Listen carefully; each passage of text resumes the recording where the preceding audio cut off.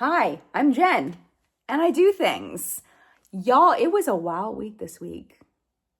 It's I have been on an emotional roller coaster this week, and I would love if you would allow me to take you on that roller coaster with me of all the things that happened this week. It's really just the last 3 days as far as my immigration with my family to Vancouver Island in British Columbia. Okay, so wait till you hear what happened. All right. First off, I want to thank you all so much for the comments on my last video because y'all are literally changing my life.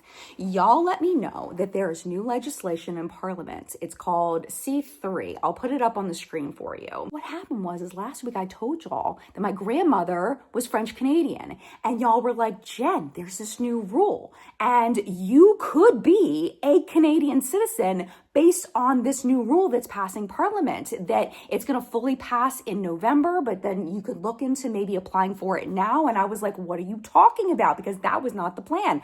I was supposed to be going as a visitor on a digital nomad visa attached to my husband's student visa because he's going to Camosun College for a business degree. So that was the original plan, but this gave me a path to actual real Canadian citizenship. And the way I lost my shit. So freaking happy that I could be a Canadian citizen very, very soon. So excited. So essentially, if you've never heard of this, this is how it works. My grandmother was born in Canada. She lived there till she met my grandfather, who was in the military for the United States. They got married in Kapuskasing, and then they moved to the United States. They had my uncle first, then my aunt, then my dad. This is very important later. When my grandmother became an American citizen in 1949, Canada stripped her of her citizenship to Canada. You were not allowed at the time to be a dual citizen of both Canada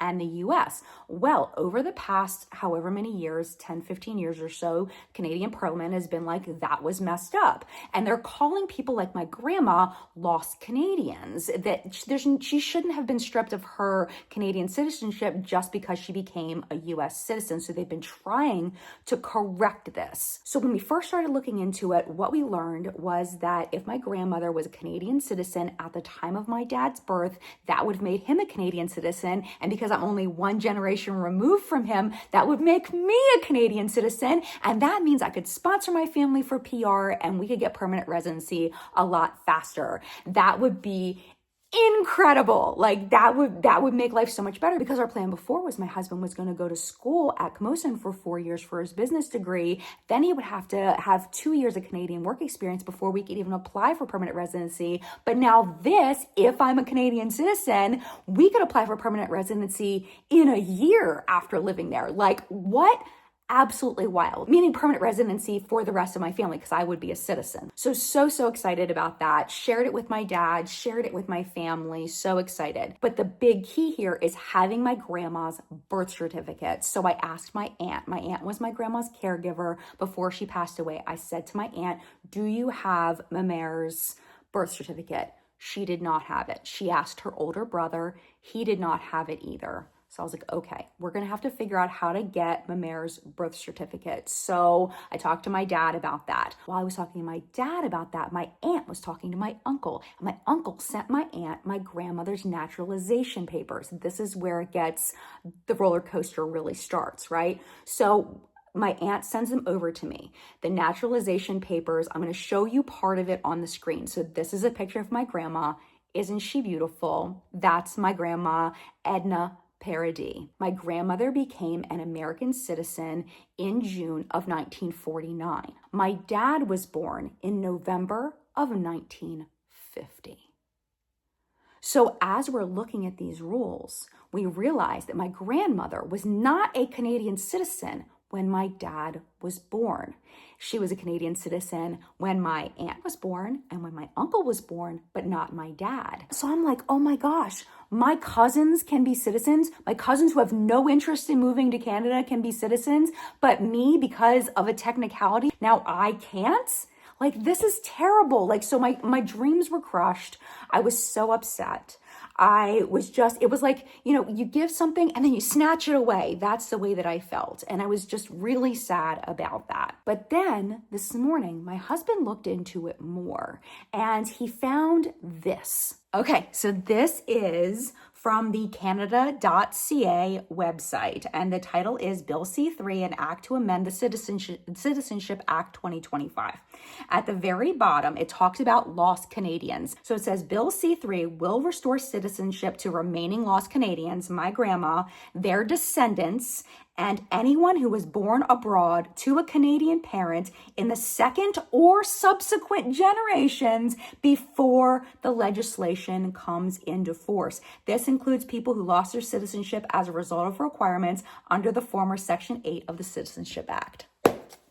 So it sounds like, if all goes well, if all goes through, I will be a Canadian citizen. So anyway, okay, I want to wrap this video up by telling you my idea for the video that I want to put up next week. And I really want to get my thoughts together to talk to you about this because I've been getting a lot of comments from Canadian citizens who do not understand why the heck I would want to move to Canada. That there are Canadians that you're being directed from. Like there's videos of Canadians that are moving to the US that are really unhappy. Why in the world would I want to leave the US to go to Canada? So that's the video I'm kind of brainstorming and working out now of what I want to share with you, because I think that my US viewers get it. Like I don't even need to say anything. Y'all get it. But I feel like, because we get different news, because we live different lives, we live in different cultures, we are seeing different things. I think I understand why it's really confusing for Canadians, why I would want to move there. Also, why I picked one of the most expensive places in Canada, if not the most expensive place in Canada to move. I also want to address that in a future video. So make sure you subscribe to follow the journey. I've also started a playlist of these videos in order in case you want to watch the whole thing, because I think this is going to be like a continuing vlog for the foreseeable future. And I love doing this. This has been so much fun. And again, I just want to thank you. If you mentioned C3 to me, there were so many of you. You're literally changing my life. So thank you so, so much. Continue to be well and happy and safe. I'll see you soon. Bye.